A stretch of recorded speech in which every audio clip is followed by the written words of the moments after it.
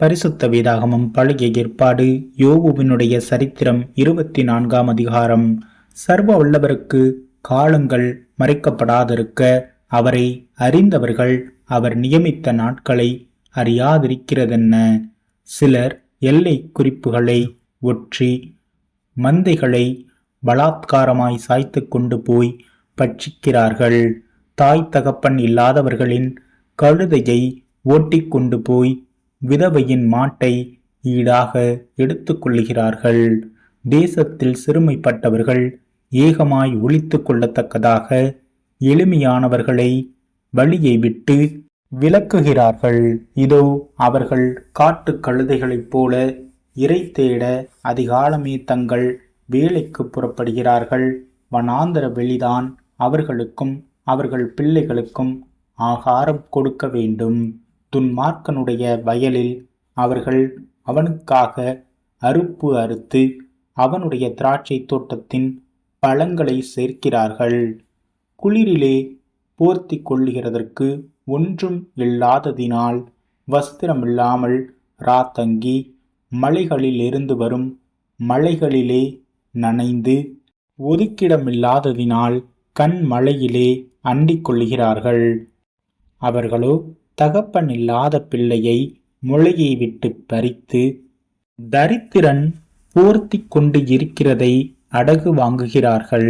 அவனை வஸ்திரமில்லாமல் நடக்கவும் பட்டினியாய் அரிக்கட்டுகளை சுமக்கவும் தங்கள் மதில்களுக்குள்ளே செக்காட்டவும் தாகத்தவனமாய் ஆளையாட்டவும் பண்ணுகிறார்கள். ஊரில் மனுஷர் தவிக்கிறார்கள். குற்றுயிராய் கிடக்கிறவர்களின் ஆத்துமா கூப்பிடுகிறது என்றாலும் தேவன் அதை குற்றமாக அவர்கள் மேல் சுமத்துகிறது இல்லை. அவர்கள் வெளிச்சத்துக்கு விரோதமாய் நடக்கிறவர்களின் கூட்டத்தார்.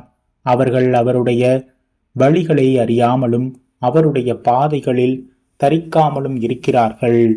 கொலை பாதகன் பொழுது விடுகிற போது எழுந்து சிறுமையும் எளிமையுமானவனை கொன்று ரா காலத்திலே திருடனை போல் திரிகிறான்.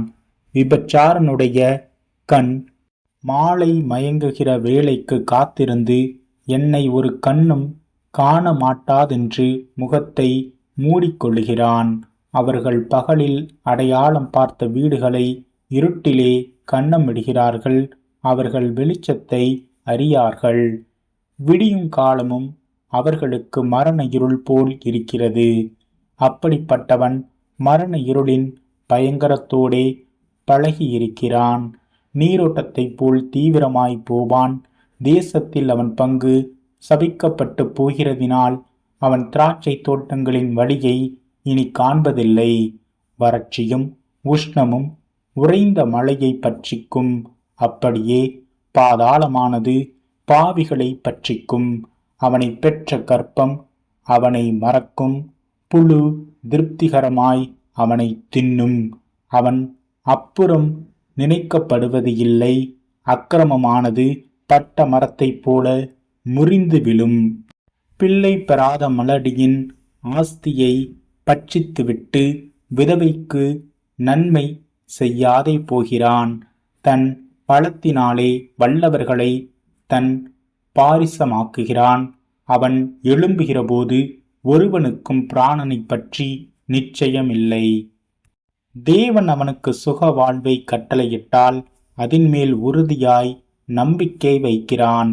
ஆனாலும் அவருடைய கண்கள் அப்படிப்பட்டவர்களின் வழிகளுக்கு விரோதமாயிருக்கிறது.